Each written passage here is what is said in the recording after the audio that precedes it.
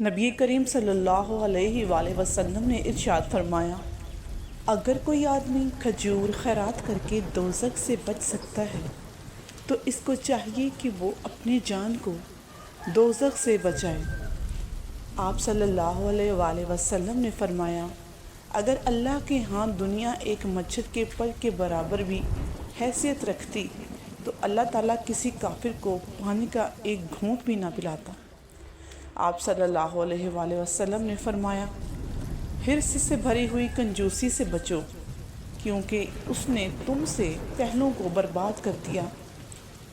آپ صلی اللہ علیہ وآلہ وسلم کا ارشاد مبارک ہے، سود کا 1 درہم جو آدمی کھاتا ہے اور اسے معلوم بھی ہو تو اللہ کے نزدیک 36 مرتبہ زنا سے بدتر ہے۔ آپ صلی اللہ علیہ وآلہ وسلم نے فرمایا، جب تو بیمار کے پاس جائے تو اس سے اپنے لیے دعا کی طلب کر، کیونکہ بیمار انسان کی دعا ایسی ہے جیسے ملائکہ کی دعا۔ آپ صلی اللہ علیہ وآلہ وسلم نے فرمایا، جو شخص رات کو وضو کر کے سوئے تو ایک فرشتہ اس کے پاس رات گزارتا ہے، جب وہ اٹھتا ہے تو وہ فرشتہ کہتا ہے کہ اے اللہ پاک، اپنے فلاں بندے کی مغفرت فرما، کیونکہ وہ وضو کر کے سویا ہے۔ فرمانے نبی کریم صلی اللہ علیہ وآلہ وسلم، وہ شخص جس نے صدقہ کیا مگر اتنے پوشیدہ طور پر کہ بائیں ہاتھ کو بھی خبر نہیں ہونے دی کہ دائیں ہاتھ نے کیا خرچ کیا، تو ایسے شخص کے لیے اللہ تبارک و تعالیٰ اس دن اپنے سایہ میں جگہ دے گا، جس دن اس کے سائے کے سوا اور کوئی سایہ نہ ہوگا۔ آپ صلی اللہ علیہ وآلہ وسلم نے فرمایا، سب سے افضل ہجرت یہ ہے کہ تم اس چیز کو چھوڑ دو جس سے اللہ عز و جل ناپسند کرتے ہیں۔ مولانا حسن عسکری علیہ السلام فرماتے ہیں، دنیا میں ہر وہ شخص شیطان کا نمائندہ ہے جو لوگوں کو اقرار ولایت علی سے روکتا ہے، اور جو کوئی بھی ولایت علی علیہ السلام کی خلاف دلیل پیش کرتا ہے وہ اللہ کی نظر میں بھی کافر سے بدتر ہے، کیونکہ مولا علی کل ایمان ہیں۔ خصوصی دعا اپنی اولاد کے لیے۔ اے میرے پروردگار، میں تو بہت گناہ گار ہوں، لیکن تجھ سے ذی الحج مبارک کے دنوں میں تجھ سے خصوصی دعا مانگتا ہوں اپنی اولاد کے واسطے، جیسا کہ حضرت ابراہیم علیہ السلام نے اپنے اولاد کے لیے دعا مانگی ذی الحج مبارکہ میں۔ تو میری اولاد کو صحت و تندرستی والی لمبی زندگی عطا فرما، ان کی جان و مال میں برکت عطا فرمانا، اور ان کو راہ اسلام میں آگے بڑھنے کی توفیق عطا فرمانا۔ بے شک تو ہر چیز پر قدرت رکھنے والا ہے۔ پریشانی کے لیے مسنون دعائیں۔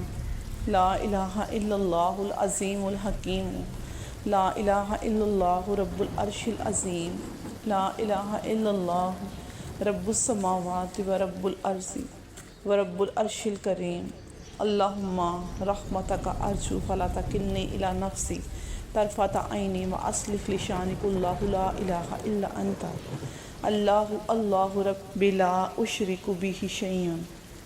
اللہ تبارک و تعالیٰ کے سوا کوئی معبود برحق نہیں ہے جو صاحب عظمت اور بردبار ہے۔ اللہ کے سوا کوئی معبود برحق نہیں جو عرش عظیم کا مالک ہے۔ اللہ کے سوا کوئی معبود برحق نہیں جو زمین و آسمان اور عرش کریم کا مالک ہے۔ اے اللہ، میں تیری رحمت کا امیدوار ہوں، تو مجھے آنکھ چھپکنے تک کے لیے بھی میری جان کے نفس کے حوالے نہ فرمانا، اور میرے سارے معاملات درست فرما دے کہ تیرے سوا کوئی عبادت کے لائق نہیں ہے۔ اے اللہ، تو ہی میرا رب ہے، میں اسی کے ساتھ کہ کسی چیز کو تیرا شریک نہیں ٹھہراتا۔ صرف جانور کی ہی قربانی مت کریں، عید پر اپنی ضد، انا، حسد اور بدگمانیاں بھی قربان کیجیے۔ دل صاف کریں تاکہ غرور اور تکبر سے دور رہنا، کیونکہ جس کے دل میں رائی کے دانے کے برابر بھی تکبر ہوگا وہ جنت کی خوشبو نہیں سونگھ پائے گا۔ تکلیف۔ اگر کسی انسان کو تمہاری وجہ سے تکلیف پہنچ رہی ہے تو تمہارے سارے سجدے بیکار ہو جائیں گے۔ جانتے ہو تقویٰ کسے کہتے ہیں؟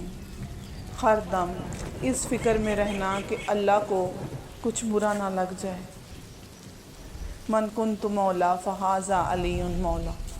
رسول نبی کریم صلی اللہ علیہ وآلہ وسلم نے ارشاد فرمایا، جان لو کہ علی کی ولایت میری ولایت ہے اور میری ولایت میرے رب کی ولایت ہے۔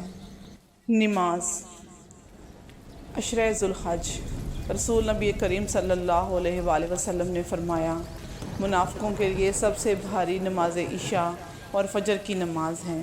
اگر ان لوگوں کو پتہ چل جائے جو ان میں خیر و برکت ہے تو چاہے گھٹنوں کے بل ہی چلنا پڑے، یہ ضرور آئیں گے۔ آپ نے مزید فرمایا، جس شخص کی عصر کی نماز رہ گئی تو گویا اس کے اہل و عیال اور اس کے مال تباہ برباد ہو گئے۔ عشرہ ذو الحج۔ اللہ تبارک و تعالیٰ کا کثرت سے ذکر کریں۔ سبحان اللہ و بحمدہ۔ آپ صلی اللہ علیہ وآلہ وسلم نے فرمایا، جو شخص ایک دن میں 100 مرتبہ کہے، اس کے گناہ سمندر کی جھاگ کے برابر ہوں، معاف ہو جائیں گے۔ سبحان اللہ والحمد للہ ولا الہ الا اللہ واللہ اکبر۔ آپ صلی اللہ علیہ وآلہ وسلم نے فرمایا، 4 کلمات اللہ تعالیٰ کے ہاں سب سے زیادہ افضل و محبوب ہیں، سبحان اللہ العظیم و بحمدہ۔